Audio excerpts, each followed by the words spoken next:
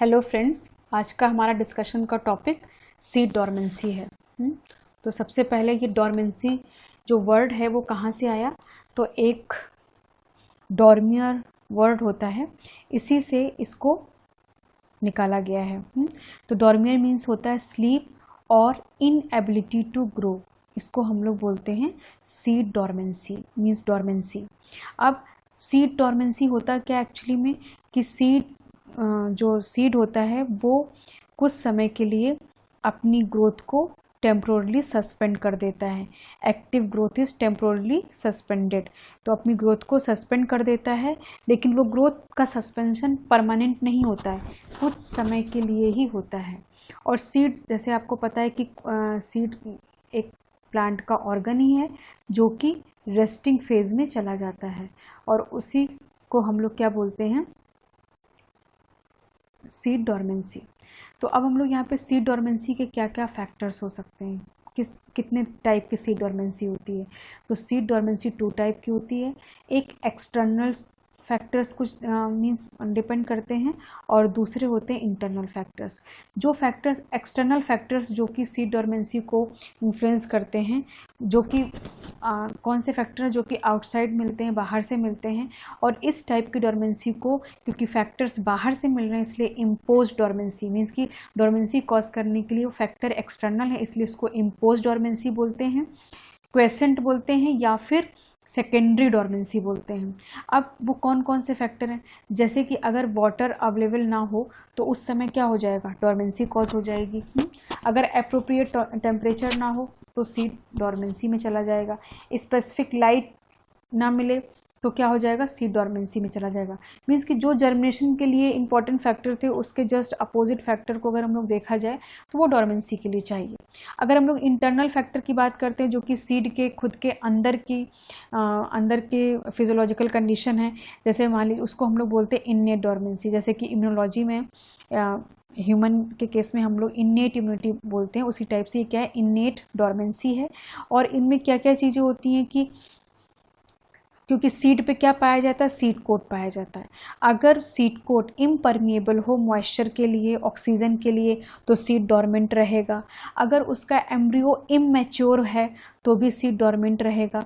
या फिर dominance of germinator inhibitors, बहुत सारे ऐसे फिनॉलिक कंपाउंड होते हैं या कुछ ऐसे फिनॉलिक्स होते हैं, या फिर आप कह सकते हैं ABA, एब्सिसिक एसिड, ये सब डॉर्मेंसी कॉज करते हैं। तो फिनॉलिक कंपाउंड क्या करते हैं कि एक तरीके से जर्मिनेशन को जर्मिनेटर इनहिबिटर की तरह काम करते हैं। मीन्स कि जो चीज़ जर्मिनेशन को प्रमोट करती हैं, जो भी फाइटो हार्मोन है या जो भी कंटेंट है, उसके लिए इनहिबिशन का काम करते हैं ये फिनॉलिक्स, तो उनको हम लोग बोलते हैं जर्मिनेटर इनहिबिटर्स।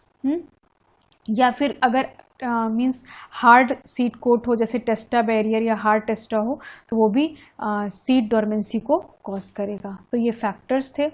अब इसके बाद हम लोग नेक्स्ट बढ़ते हैं। तो यहाँ पे फैक्टर्स जो कि मीन्स डिटेल में दिया हुआ कौन कौन से फैक्टर्स ऐसे हैं जो कि सीड डॉर्मेंसी को कॉज करते हैं। तो पहला फैक्टर दिया हुआ है यहाँ पे सीड कोट, जिसको हम लोग मैकेनिकल बैरियर बोलते हैं। सीड कोट को हम लोग क्या बोलते हैं, मैकेनिकल बैरियर बोलते हैं। और ये मैकेनिकल बैरियर किसके लिए इम्परमिएबल है, it is impermeable to oxygen and water. Oxygen water के लिए इम्परमिएबल है। क्यों, क्योंकि इस वैक्स जो ये लिपिड लेयर है, इसके ऊपर एक डिपोजिशन है वैक्स का। तो ये लेयर क्या होती है, वैक्सीनेटेड होती है, जिसकी वजह से क्या होता है कि अब वाटर इम्परमिएबल हो जाएगा। तो एक ये रीज़न है डॉर्मेंसी कॉज करने का। जैसे कि मस्टर्ड है या जेंथियम प्लांट होता है, शॉर्ट डे प्लांट है, ये सब प्लांट में क्या है कि इन प्लांट्स में अगर बहुत ही हार्ड सीड कोट होता है, और इन हार्ड सीड कोट की वजह से सीड डॉर्मेंट रहता है। दूसरा जो फैक्टर है वो है रूडिमेंट एम्ब्रियो। रूडिमेंट एम्ब्रियो का मतलब है इमैच्योरिटी ऑफ एम्ब्रियो, मतलब आप क्या कह सकते हैं, इमैच्योरिटी ऑफ एम्ब्रियो। ऐसे में सीड अपीयर होता है कि वो मैच्योर है, seed appear mature, but it is not really mature. Means कि लेकिन अगर उसके देखा जाए तो वो मैच्योरिटी पे नहीं पहुंचता, बट सीड ऐसा दिखता है कि वो मैच्योर हो गया है। जैसे कि एग्जांपल इसमें जिंगो बायलोबा दिया हुआ है, जिंगो बाइलोबा के बारे में आप वैसे भी जानते होंगे कि ये एक लिविंग फॉसिल्स है। इसके बाद next category dominance of germination inhibitors. कौन कौन से जर्मिनेशन इनहिबिटर्स हैं? अगर फिनोलिक्स है, साइनाइड है, अमोनिया है, di nitrophenyl, abscisic acid, caffeic acid, alkaloids, ये सारे कंपोनेंट क्या करते हैं? जर्मिनेशन इनहिबिटर की तरह काम करते हैं। तो इस तरह से सीड जर्मिनेट नहीं करेगा और डोरमेंसी कॉज हो जाएगी। टेम्परेचर की अगर बात करें तो ऑप्टिमम टेम्परेचर जो सीड जर्मिनेशन के लिए होता है वो 25 to 35 डिग्री होता है, लेकिन अगर हमने टेम्परेचर चिलिंग टेम्परेचर कर दिया, लेस देन 10 डिग्री कर दिया, तो उस समय सीड जर्मिनेट नहीं करेंगे। कोई ओवर राइपनिंग का मतलब लॉन्ग ड्राइंग। कुछ प्लांट ऐसे होते हैं, कुछ सीड जिनके होते हैं उनको लॉन्ग ड्राइंग चाहिए। मीन्स कि वो सीड को जब हार्वेस्ट किया जाता है या फ्रूट्स को हार्वेस्ट किया जाता है, इसके बाद उनको बहुत ही लंबे समय तक के लिए ड्राइंग चाहिए प्रॉपर। तो वो ड्राइंग का पीरियड भी डोरमेंसी में आ जाता है।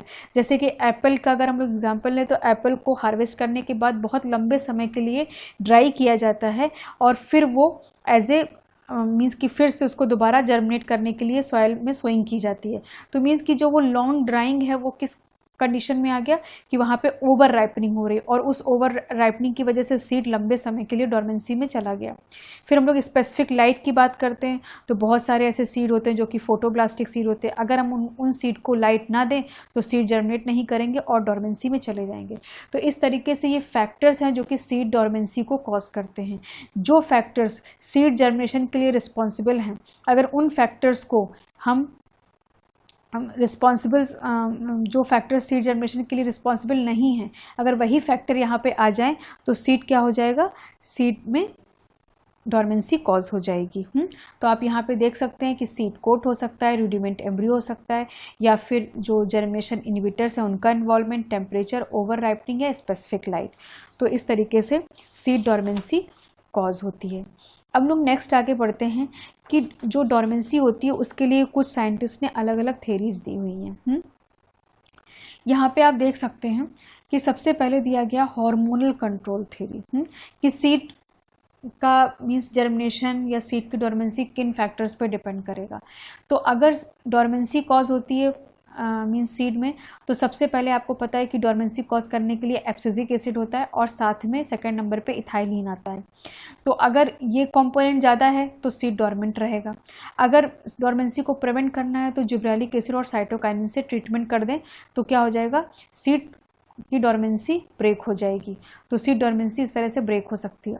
तो इन दोनों का रेशियो मीन्स कि एब्सिसिक एसिड और इथाइलिन या फिर जिब्रेलिक एसिड और साइटोकाइनिन, इन दोनों के रेशियो से ये डिटरमाइंड होगा कि जर्मिनेशन होगा या नहीं होगा। दूसरी थेरी है टेम्परेचर और गैसियस एक्सचेंज थेरी। टेम्परेचर और गैसियस एक्सचेंज थेरी में क्या है? Due to the seed coat condition along with temperature induces dormancy. Oxygen deficiency, restricted uptake lead to inhibition of cytochrome oxidase and less production of energy. कि जैसे यहाँ पे लिखा है गैसेस एक्सचेंज, तो अगर ऑक्सीजन की डेफिशिएंसी हो जाए, अगर ऑक्सीजन की डेफिशिएंसी हो जाए, क्योंकि जब सीड स्टार्टिंग में रेस्पिरेशन करता है, जब वो जर्मिनेट करता है तो उस समय वो रेस्पिरेशन करता है, और अगर हमने वहाँ पे ऑक्सीजन रेस्ट्रिक्ट कर दिया तो फिर क्या होगा कि साइटोक्रोम सी ऑक्सीडेज अपना काम नहीं कर पाएगा, और जिससे कि लेस एनर्जी बनेगी और सीड जर्मिनेट नहीं हो पाएगा। या अगर हम लोग मेटाबॉलिक कंट्रोल थ्योरी की बात करें तो यहाँ पे क्या है? रेस्पिरेशन रेट ब्लॉक हो गया अगर एनारोबिक कंडीशन है, और फिर क्या होगा कि एटीपी सिंथेस ब्लॉक हो जाएगा, और फिर इस तरीके से production of growth inhibitors low oxygen में फेवर्ड हो जाते हैं। मीन्स कि अगर ऑक्सीजन का कंटेंट कम है, एनारोबिक कंडीशन है, तो उस समय एटीपीज भी काम नहीं करेगा, रेस्पिरेशन रेट भी कम हो जाएगा और इनहिबिटर्स का भी फॉर्मेशन होने लगता है। अब एक इम्पॉर्टेंट फैक्टर यहाँ पे दिया हुआ है कि ABA inhibit the activity of alpha amylase and promote pal activity. ABA क्या करता है कि अल्फा एमाइलेज की एक्टिविटी को इनहिबिट करता है। अल्फा एमाइलेज का काम क्या है? अल्फा एमाइलेज का काम है स्टार्च को डिग्रेड करके ग्लूकोज बनाना, ये अल्फा एमाइलेज का काम है।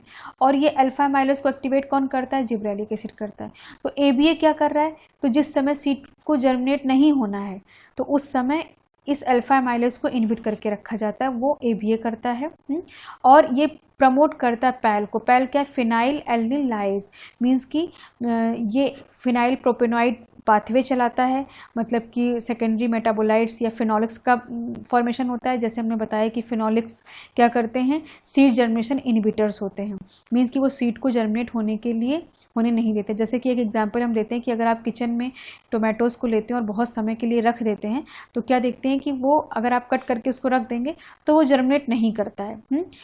क्यों ऐसा होता है? और सेम उसी टोमेटोज़ को आप उसके सीड निकाल के वॉश करके उसको आप सॉइल में डाल दें तो 3 से 4 दिन में जर्मिनेट कर जाएगा। तो इससे क्या समझ में आ रहा है कि जो ये टोमेटोज़ में जो पल्प रहता है, पल्प में सीड रहते हैं और उस पल्प में होते हैं फिनोलिक्स। वो फिनोलिक्स की वजह से वो सीड जर्मिनेट नहीं कर पाता, लेकिन इन सीड को वॉशिंग कर दी जाती है तो वो फिनोलिक्स सारे निकल जाते हैं और सीड जर्मिनेट कर जाता है। अब इसके बाद तो वो जो फिनोलिक्स है उनका फॉर्मेशन पैल एंजाइम फिनाइल एल्निन लाइज एंजाइम से होता है, फिनाइल प्रोपेनॉइड पाथवे के थ्रू। अब यहाँ पे दो चीज़ें, एमाइलेज तो आपको पता है, एमाइलेज जर्मिनेशन के टाइम एक्टिव होता है। एमाइलेज दो तरह का होता है, alpha amylase and beta amylase. तो दोनों ही क्या है? हाइड्रोलाइज करते हैं पॉलीसेक्राइड को सॉल्वेट शुगर में। Beta amylase present in seed prior to germination while alpha amylase appear after initiation. Means कि अभी तक हम लोग जो भी चीज़ें सुनते थे तो अल्फा एमाइलेज और बीटा एमाइलेज कब पाए जाते हैं? बीटा एमाइलेज उस समय पाए जाते हैं जबकि सीड जर्मिनेशन से जस्ट प्रायर में बीटा एमाइलेज एक्टिव होता है, और जब सीड जर्मिनेशन इनिशिएट हो चुका होता है तो अल्फा एमाइलेज का अपीयरेंस होता है। तो इस तरीके से आप यहाँ पे ये कई थेरीज हैं डोरमेंसी के लिए। अब हम लोग नेक्स्ट आगे बढ़ते हैं कि यहाँ पे आप देख रहे हैं कि यहाँ पे दिया हुआ है कि सीड डेवलपमेंट हो रहा है उस समय, और इसके बाद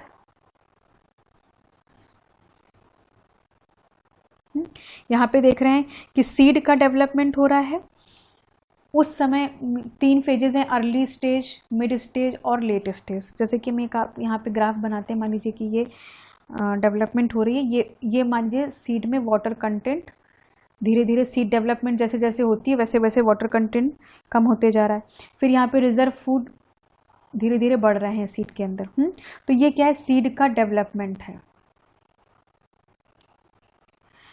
और ये अर्ली स्टेज है, ये मिड है और ये लेट है। तो अर्ली स्टेज में क्या होता है? अर्ली स्टेज में जब सीड का अर्ली स्टेज होता है तो वहाँ पे साइटोकाइनिन का कॉन्सेंट्रेशन पाया जाता है। अगर हम लोग मिड स्टेज की बात करें तो मिड स्टेज में पाया जाता है जिब्रेलिक एसिड और IAA। और अगर हम लोग लेट स्टेज की बात करें जिस समय सीड डोरमेंसी की तरफ जा रहा है तो वहाँ पे पाया जाता है एब्सिसिक एसिड। तो अब इसके बाद, अब ये तो हो गया कि जब सीड डेवलप हो रहा है, जिस समय प्लांट पे सीड का डेवलपमेंट हो रहा है उस समय ये हार्मोन का दिखाया गया है। अब मान लीजिए कि जब जर्मिनेशन मीन्स कि फिर सीड इसके बाद क्वेसेंट स्टेट में चला जाता है, रेस्टिंग फेज में चला गया, फिर से वो वापस क्या कर रहा है? अब जर्मिनेट होना है। तो उस समय जो इसके रिजर्व फूड है, मान लीजिए ये रिजर्व फूड है, ये रिजर्व फूड इस समय जो न्यूट्रिएंट्स हैं या रिजर्व फूड है वो बढ़ रहे थे धीरे धीरे। इसके बाद जब सीड जर्मिनेट करेगा तो न्यूट्रिएंट क्या हो जाएंगे? कम हो जाएंगे। वाटर इम्बिबिशन क्या होगा? ज़्यादा हो जाएगा, जैसे कि यहाँ पे वाटर इम्बिबिशन होगा। तो स्टार्टिंग की फेज में जब सीड जर्मिनेट करता है तो जिब्रेलिक एसिड होता है, और इसके बाद जब थोड़ा सा सीडलिंग की ग्रोथ होने लगती है तो इंडोल एस्टिक एसिड का फॉर्मेशन होने लगता है। इससे क्या समझ में आ रहा है? इस डायग्राम से समझ में ये आ रहा है कि ये सीड डेवलपमेंट का प्रोसेस है और ये सीड जर्मिनेशन या फिर सीडलिंग डेवलपमेंट का प्रोसेस है। मीन्स कि जब प्लांट सीड पे सीड जब प्लांट पे डेवलप हो रहा है तो उस समय उसमें धीरे धीरे न्यूट्रिएंट रिजर्व बढ़ रहे हैं, वाटर का कंटेंट कम हो रहा है, सीड डेसिकेशन की तरफ जा रहा है। और अर्ली स्टेज में सीड के अर्ली स्टेज के डेवलपमेंट में क्या होगा? न्यूट्रिएंट धीरे धीरे स्टोर हो रहा है। इसके बाद मिड स्टेज में क्या होगा? जिब्रेलिक एसिड का कंटेंट और इंडोल एस्टिक एसिड, क्योंकि उस समय सेल को मिड स्टेज में है तो सीड को डेवलप्ड स्टेज में, डेवलपिंग स्टेज में है, तो इसलिए यहाँ पे क्या हो रहा है कि इंडोल एस्टिक एसिड का फॉर्मेशन हो रहा है। जब सीड डेवलप्ड हो चुका है तो उस समय वाटर कंटेंट क्या हो गया? एकदम कम हो गया, क्योंकि सीड कहाँ चला गया? डेसिकेशन में चला गया। और इसके बाद यहाँ पे एब्सिसिक एसिड का कंटेंट है। इसके बाद वही सीड एक क्वेसेंट स्टेट में बीच में ये डोरमेंसी वाला फेज आया, इसके बाद फिर से वापस उस सीड को सोइंग करना है। तो अभी क्या हमने वाटर इम्बाइब किया, तो सीड में जैसे जैसे वाटर इम्बाइब हो रहा है, इसके बाद देख रहे हैं कि जो न्यूट्रिएंट रिजर्व हैं वो धीरे धीरे कम हो रहे हैं, क्योंकि वो यूटिलाइज हो रहे हैं सीडलिंग डेवलप करने में, और वो सीडलिंग को डेवलप कर रहे हैं। तो इस तरीके से ये क्या होता है कि ये डिफरेंट हार्मोन का, कि जब सीड डेवलपमेंट होता है तो अर्ली स्टेज में साइटोकाइनिन, मिड स्टेज में जिब्रेलिक एसिड और इंडोलेस्टिक एसिड, लेट स्टेज में एब्सिसिक एसिड, और जर्मिनेशन और सीडलिंग स्टेज में क्या होगा, अर्ली स्टेज में जिब्रेलिक एसिड होगा और फर्दर स्टेज में इंडोलेस्टिक एसिड होगा। तो इस तरीके से ये पूरा काम करता है। अब इसके बाद हम लोग नेक्स्ट आते हैं कि जो सीड में डोरमेंसी हो गई है, वो डोरमेंसी किस किस तरीके से ब्रेक की जा सकती है, क्योंकि ये बहुत ही इंपॉर्टेंट फैक्टर है कि अब सीड को फेवरेबल कंडीशन है, या कोई सीड का एक पर्टिकुलर टाइम होता है कि अभी किस समय उसको ग्रो करना है, तो उसके अकॉर्डिंग डिफरेंट सीड की डोरमेंसी कैसे ब्रेक की जा सकती है। तो ये सीड डोरमेंसी ब्रेक करने के बहुत सारे प्रोसीजर्स दिए हुए हैं। सबसे पहला दिया हुआ स्कैरिफिकेशन। स्कैरिफिकेशन के प्रोसेस में क्या होता है कि जो सीड कोट है उसको हटाया जाता है। वो सीड कोट हटाने के दो मेथड होते हैं, या तो फिजिकल और या तो केमिकल। फिजिकल मेथड में क्या करते हैं कि सीड कोट बहुत ही हार्ड है तो उसमें हैमरिंग कर सकते हैं या थ्रेशिंग ऑफ सीड कर सकते हैं। तो इस तरीके से वो सीड कोट हट जाएगा, मतलब कि सीड कोट को मैनुअली आप थ्रेशिंग कर दें, हटा दें, या फिर उनको हैमरिंग करें। अगर बहुत ज़्यादा हार्ड सीड कोट है तो उसको हैमरिंग करेंगे तो सीड कोट क्या हो जाएगा, रप्चर हो जाएगा, और इस तरीके से सीड डोरमेंसी ब्रेक हो जाएगी, क्योंकि सीड कोट एक बहुत ही इंपॉर्टेंट फैक्टर है सीड डोरमेंसी के लिए। फिर केमिकल की बात करें कि अगर सीड कोट बहुत ही हार्ड है तो उसको हम लोग किसी स्ट्रॉन्ग एसिड, एल्कली या ऑर्गेनिक सॉल्वेंट से ट्रीटमेंट कर सकते हैं, और इससे ट्रीटमेंट करेंगे तो क्या हो जाएगा कि सीड डोरमेंसी ब्रेक हो जाएगी। सेकेंड प्रोसेस है इम्पैक्शन। इम्पैक्शन में हम लोग क्या करते हैं कि जो सीड होते हैं, सीड के पास एक ब्लॉक मीन्स की एक ओपनिंग होती है जिसको हम लोग माइक्रोपाइल कहते हैं, वहाँ पे कैलोज होता है, और वो कैलोज क्या करता है, ब्लॉक करके रखता है माइक्रोपाइल, और इस माइक्रोपाइल से ही वाटर की एंट्री होती है सीड के अंदर। तो क्या होता है कि और किसी भी सीड को जर्मिनेट होने के लिए इम्बिबिशन बहुत ही इंपॉर्टेंट फैक्टर है, मीन्स कि वाटर का अपटेक होना बहुत ही ज़रूरी है। तो अगर हम लोग माइक्रोपाइल में जो कैलोज है उस कैलोस को हटा दें तो क्या होगा कि वाटर इम्बाइब करेगा। तो कैलोस को कैसे हटाते हैं, शेकिंग कर देते हैं, सीड को लेके शेक करते हैं तो वो आपस में उनका वो क्या होते हैं, टकराते हैं, और जिसकी वजह से क्या होते हैं कि उनका जो मीन्स माइक्रोपाइल है, कैलोस है, वो वहाँ से लूज हो जाता है और वो ब्लॉकेज ओपन हो जाता है। तो उसको हम लोग इम्पैक्शन बोलते हैं। तो स्कैरिफिकेशन में क्या है कि स्कैरिफिकेशन में सीड कोट को हटाया जाता है, इम्पैक्शन में क्या है, माइक्रोपाइल में जो ब्लॉकेज है उसको ओपन किया जाता है। फिर नेक्स्ट प्रोसेस है स्ट्रैटिफिकेशन। स्ट्रैटिफिकेशन में क्या करते हैं कि बहुत सारे ऐसे भी सीड्स होते हैं जिनको पर्टिकुलर लो टेम्परेचर और हाइट मीन्स की एक ऑप्टिमम टेम्परेचर का ट्रीटमेंट दिया जाता है, और ऐसा ट्रीटमेंट अल्टरनेटिवली कई साइकिल तक दिया जाता है। मीन्स कि अगर मान लीजिए सपोज कोई सीड है तो उसका हम लोग अल्टरनेटिवली मीन्स कि एक बार लो टेम्परेचर में ट्रीटमेंट करेंगे, फिर इसके बाद ऑप्टिमम टेम्परेचर में ट्रीटमेंट करेंगे, और 3 साइकिल तक ऐसा करेंगे। जब 3 साइकिल तक ऐसा करेंगे तो उसके कुछ एनाटॉमिकल और कुछ बायोकेमिकल उस सीड में चेंजेस होंगे, और इन चेंजेस की वजह से सीड की डोरमेंसी ब्रेक हो जाएगी और जर्मिनेशन होने लगेगा। इसके बाद फिर रिमूवल ऑफ इनहिबिटर्स, जैसा हमने बताया कि बहुत सारे फिनोलिक्स होते हैं, या फिनोलिक्स है, ABA है, कैफिक एसिड है, तो ये सब क्या है, ये सब इनहिबिटर्स मीन्स कि जर्मिनेशन इनहिबिटर्स हैं। इसकी वजह से डोरमेंसी है, तो इस डोरमेंसी को ब्रेक करने के लिए क्या करना होगा कि उन फिनोलिक्स को वॉश करना होगा। जैसे कि हमने भी आपको टोमेटोज का एग्जांपल दिया कि जो टोमेटो का पल्प है उसको हटा दीजिए उस सीड से, तो सीड जर्मिनेट कर जाएंगे, क्योंकि उस पल्प में क्या होते हैं, फिनोलिक्स होते हैं, और फिनोलिक्स सीड जर्मिनेशन के लिए इनहिबिटर का काम करते हैं। फिर next category treatment with growth hormone. Means कि अगर हम लोग सीड डोरमेंसी को ब्रेक करना है तो ग्रोथ हार्मोन जो कि सीड को जर्मिनेट कराते हैं उन हार्मोन से ट्रीटमेंट कर दें, जैसे कि gibberellic acid, cytokinin. Specific light requirement, अगर सीड को पर्टिकुलर लाइट की ज़रूरत है उसको लाइट दे देंगे तो सीड डोरमेंसी ब्रेक हो जाएगी। प्रेशर कि कभी कभी किसी मीन्स समय ऐसा होता है कि सीड कोट ऐसा होने इतना हार्ड होने की वजह से वाटर और ऑक्सीजन की इम्परमिएबिलिटी होती है। तो अगर हम इस इम्परमिएबिलिटी को ये ज़्यादा परमेबल हो जाए तो हम क्या करें कि इसको बहुत ही हाई प्रेशर पे इन गैसेस को और पानी को इंक्यूबेट करते हैं। तो उस केस में क्या होता है कि वाटर और ऑक्सीजन जो है वो सीड के अंदर एंट्री कर जाता है और सीड डोरमेंसी ब्रेक हो जाती है। तो इस तरीके से ये पूरा कैसे सीड डोरमेंसी ब्रेक हो रही है उसके बारे में दिया हुआ है। तो अभी ये डोरमेंसी का टॉपिक कंप्लीट हो गया है। फिर आगे हम लोग बात करेंगे सिंथेटिक सीड की।